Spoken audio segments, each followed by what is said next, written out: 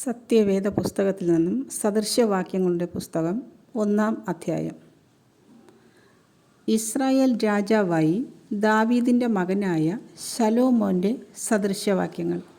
ജ്ഞാനവും പ്രബോധനവും പ്രാപിപ്പാനും വിവേകവചനങ്ങളെ ഗ്രഹിപ്പാനും പരിജ്ഞാനം, നീതി, ന്യായം, നേർ എന്നിവയ്ക്കായി പ്രബോധനം ലഭിപ്പാനും അല്പബുദ്ധികൾക്ക് സൂക്ഷ്മബുദ്ധിയും ബാലന് പരിജ്ഞാനവും വകതിരിവും നൽകുവാനും ജ്ഞാനി കേട്ടിട്ട് വിദ്യാഭിവൃദ്ധി പ്രാപിപ്പാനും ബുദ്ധിമാൻ സതുപദേശം സമ്പാദിപ്പാനും സദൃശവാക്യങ്ങളും അലങ്കാര വചനങ്ങളും ജ്ഞാനികളുടെ മൊഴികളും കടങ്കഥകളും മനസ്സിലാക്കുവാനും അവ ഉതകുന്നു.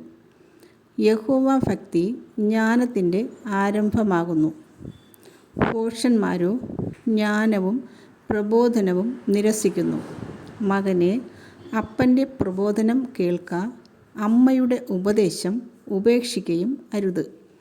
അവ നിൻ്റെ ശിരസിന് അലങ്കാരമാലയും നിൻ്റെ കഴുത്തിന് സരപ്പളിയും ആയിരിക്കും. മകനെ, പാപികൾ നിന്നെ വശീകരിച്ചാൽ വഴിപ്പെട്ടു പോകരുത്. ഞങ്ങളോടുകൂടെ വരിക, നാം രക്തത്തിനായി പതിയിരിക്ക. നിർദോഷിയെ കാരണം കൂടാതെ പിടിപ്പാൻ ഒളിച്ചിരിക്ക.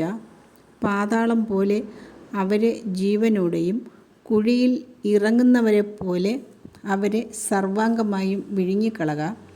നമുക്ക് വിലയേറിയ സമ്പത്തൊക്കെയും കിട്ടും. നമ്മുടെ വീടുകളെ കൊള്ളകൊണ്ട് നിറയ്ക്കാം. നിനക്ക് ഞങ്ങളോടുകൂടെ സമാംശം കിട്ടും. നമുക്ക് എല്ലാവർക്കും സഞ്ചി ഒന്നായിരിക്കും എന്നിങ്ങനെ അവർ പറഞ്ഞാൽ, മകനെ, നീ അവരുടെ വഴിക്ക് പോകരുത്. നിന്റെ കാൽ അവരുടെ പാതയിൽ വയ്ക്കുകയും അരുത്. അവരുടെ കാൽ ദോഷം ചെയ്യുവാൻ ഓടുന്നു. രക്തം ചൊരിയിപ്പാൻ അവർ ബദ്ധപ്പെടുന്നു. പക്ഷി കാൺകെ വല വിരിക്കുന്നത് വ്യർത്ഥമല്ലോ. അവർ സ്വന്തം രക്തത്തിനായി പതിയിരിക്കുന്നു, സ്വന്തം പ്രാണഹാനിക്കായി ഒളിച്ചിരിക്കുന്നു. ദുരാഗ്രഹികളായ ഏവരുടെയും വഴികൾ അങ്ങനെ തന്നെ. അത് അവരുടെ ജീവനെ എടുത്തു കളയുന്നു. ജ്ഞാനമായവൾ വീതിയിൽ ഘോഷിക്കുന്നു, വിശാല സ്ഥലത്ത് സ്വരം കേൾപ്പിക്കുന്നു. അവൾ ആരവമുള്ള തെരുക്കളുടെ തലയ്ക്കൽ നിന്ന് വിളിക്കുന്നു. നഗരദ്വാരങ്ങളിലും നഗരത്തിനകത്തും പ്രസ്താവിക്കുന്നത്, ബുദ്ധിഹീനരെ, നിങ്ങൾ ബുദ്ധിഹീനതയിൽ രസിക്കുകയും പരിഹാസികളെ, നിങ്ങൾ പരിഹാസത്തിൽ സന്തോഷിക്കുകയും ഭോഷന്മാരെ, നിങ്ങൾ പരിജ്ഞാനത്തെ വെറുക്കുകയും ചെയ്യുന്നത് എത്രത്തോളം? എൻ്റെ ശാസനയ്ക്ക് തിരിഞ്ഞുകൊള്ളുവിൻ.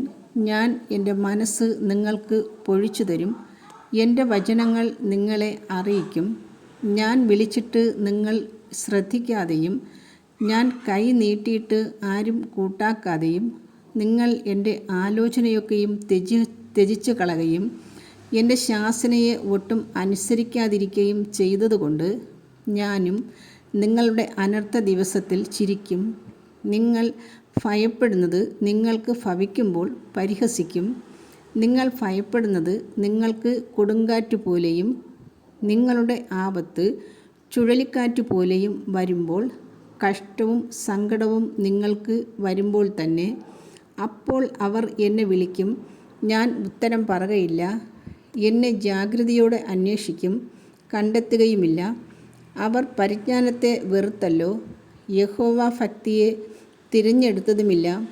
അവർ എൻ്റെ ആലോചന അനുസരിക്കാതെ എൻ്റെ ശാസനയൊക്കെയും നിരസിച്ചു കളഞ്ഞതുകൊണ്ട് അവർ സ്വന്തം വഴിയുടെ ഫലം അനുഭവിക്കുകയും തങ്ങളുടെ ആലോചനകളാൽ തൃപ്തി പ്രാപിക്കുകയും ചെയ്യും.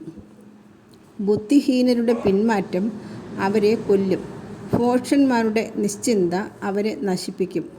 എൻ്റെ വാക്ക് കേൾക്കുന്നവനോ നിർഭയം വസിക്കും, ദോഷഭയം കൂടാതെ സ്വൈരമായിരിക്കുകയും ചെയ്യും.